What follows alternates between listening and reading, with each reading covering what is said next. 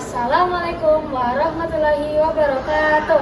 Halo semuanya. Perkenalkan, kami dari 10E dan kami berasal dari kelompok 1.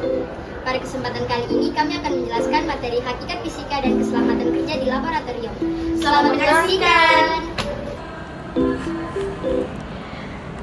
Sebelum berlanjut ke materi kami akan memperkenalkan anggota kelompok kami. Anggota pertama yaitu Agnes Sita atau saya sendiri. Yang kedua adalah saya sendiri dengan nama Syafira Naura Rafifah. Yang ketiga adalah saya sendiri, Andini Herolisa Soputra. Selanjutnya kita masuk ke materi hakikat fisika, yang dimana sains merupakan ilmu pengetahuan yang mempelajari gejala alam melalui pengamatan, eksperimen, dan analisis fisika. Fisika merupakan salah satu cabang dari sains yang mempelajari materi dan energi serta interaksi antara keduanya, yang dimana hakikat fisika terbagi menjadi 3, yaitu yang pertama, fisika sebagai produk atau body of knowledge, yang dimana produk yang dimaksud dalam fisika adalah kumpulan pengetahuan yang dapat berupa fakta, konsep, prinsip, hukum, rumus, teori, dan juga model. Yang selanjutnya yaitu hakikat fisika sebagai sikap atau way of thinking, yang dimana setiap langkah dalam proses membutuhkan sikap ilmiah yang baik, antara lain rasa ingin tahu, rasa percaya diri, kreatif, teliti, objektif, jujur, terbuka, dan mau bekerja sama dan mau mendengarkan pendapat orang lain. Hakikat fisika yang ketiga yaitu fisika sebagai proses atau a way of investigating, yang dimana semua jenis produk dihasilkan setelah kita mempelajari gejala alam yang melibatkan materi, energi, dan interaksinya melalui serangkaian proses. Proses tersebut meliputi langkah-langkah pengamatan, perumusan masalah, penyusunan hipotesis melalui eksperimen analisis data, dan penarikan kesimpulan. Selanjutnya, kita masuk ke materi syarat ilmiah. Syarat-syarat yang harus dipenuhi suatu pengetahuan dapat disebut ilmu dan dikatakan ilmiah adalah sebagai berikut. Yang pertama yaitu objektif, atau yang artinya pengetahuan sesuai dengan objeknya atau didukung dengan fakta empiris. Selanjutnya, syarat ilmiah yang kedua yaitu metodik, yang dimana pengetahuan itu diperoleh dengan menggunakan cara-cara tertentu yang teratur dan juga terkontrol. Selanjutnya, syarat ilmiah yang ketiga yaitu sistematik, artinya pengetahuan itu disusun dalam suatu sistem yang satu sama lain saling berkaitan dan saling menjelaskan sehingga seluruhnya merupakan satu kesatuan yang utuh. Selanjutnya yaitu berlaku umum, artinya pengetahuan itu tidak hanya diamati oleh seseorang atau beberapa orang saja, tetapi semua orang dengan cara eksperimen yang sama akan memperoleh hasil yang sama pula.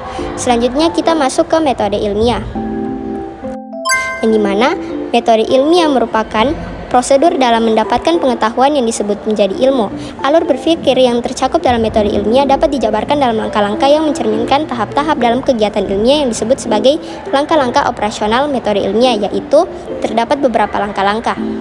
Yang pertama yaitu melakukan pengamatan observasi. Selanjutnya, metode ilmiah yang kedua yaitu merumuskan masalah. Untuk metode yang ketiga yaitu mengumpulkan data atau informasi. Selanjutnya, membuat hipotesis. Selanjutnya, melakukan percobaan atau eksperimen, dan selanjutnya menganalisis data, dan yang terakhir yaitu menarik kesimpulan.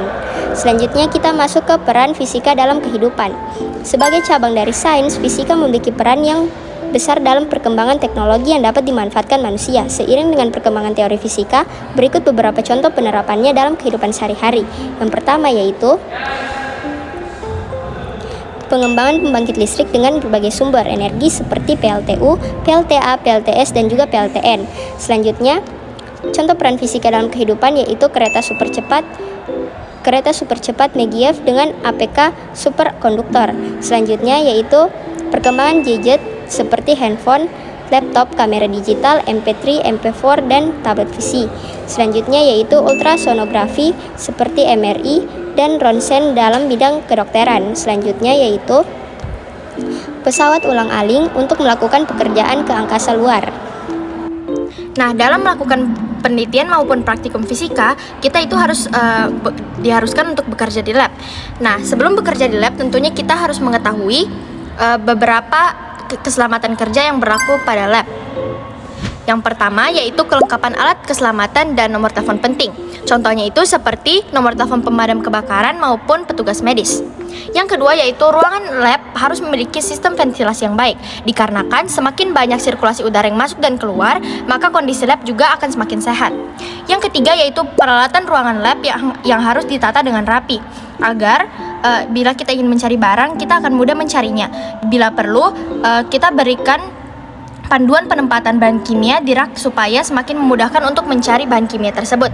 Lalu yang keempat yaitu alat keselamatan kerja yang harus selalu tersedia dan rapi. Yang kelima yaitu laboratorium harus memiliki 2 pintu keluar yang berjauhan.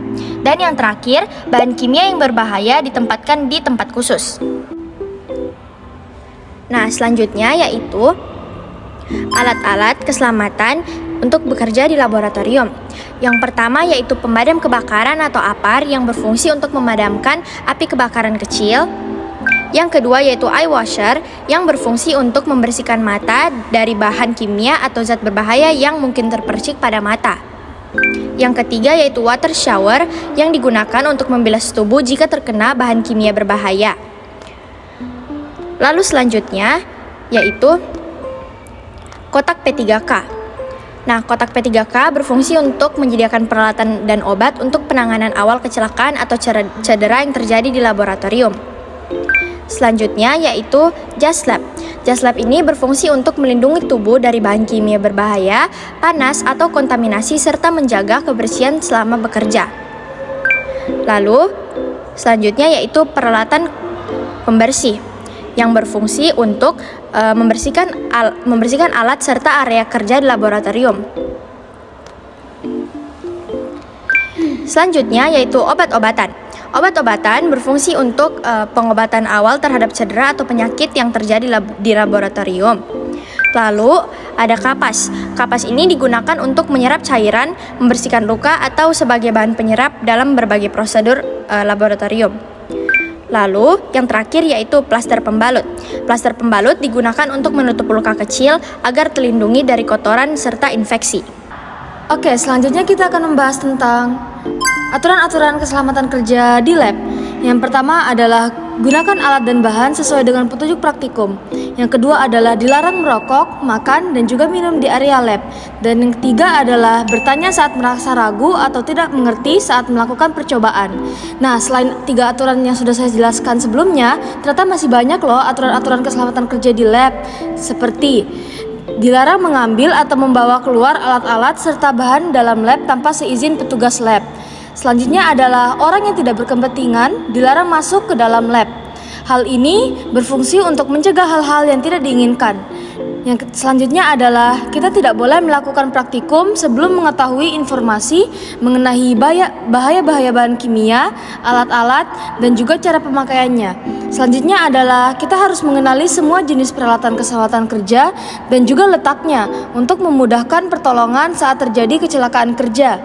Yang selanjutnya adalah pakailah jas lab saat bekerja di lab.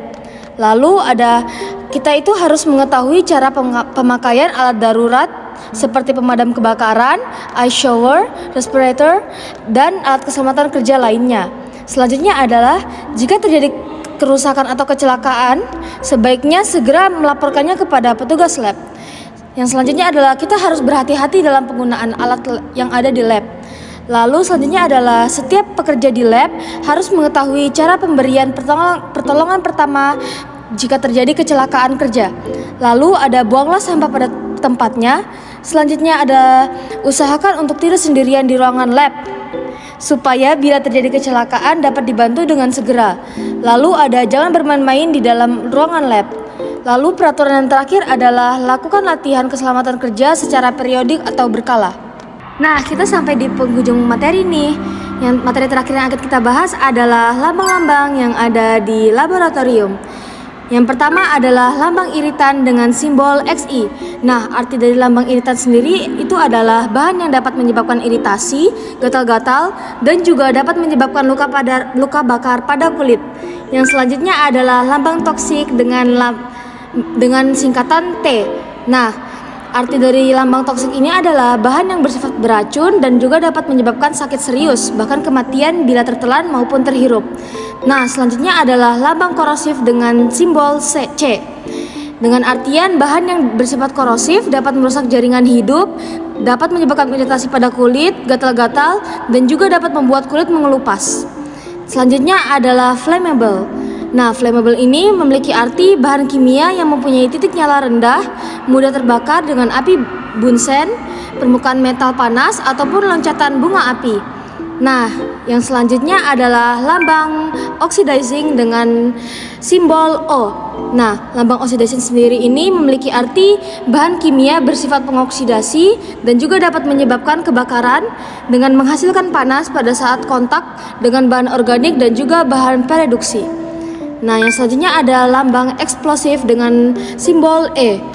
Lambang eksplosif sendiri memiliki arti bahan kimia yang mudah meledak dengan adanya panas ataupun percikan bunga api, gesekan maupun benturan. Lalu selanjutnya adalah lambang marine pollutant dengan arti polutan laut. Lalu selanjutnya ada lambang extremely flammable dengan lambang F+, dengan artian bahan yang amat sangat mudah terbakar, berupa gas dan juga udara yang membentuk suatu campuran yang bersifat mudah meledak di bawah kondisi normal. Nah, selanjutnya adalah lambang radioaktif dengan artian bahan yang mengandung material ataupun kombinasi dari material lain yang dapat memancarkan radiasi secara spontan. Terima kasih. Sekian penjelasan dari kami. Semoga bermanfaat. Dadah.